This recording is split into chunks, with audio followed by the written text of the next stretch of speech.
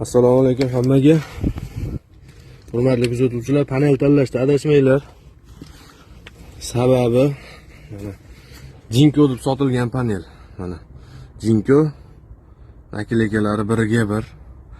Lekin aslida ko'ryapsizlar, shtekerini.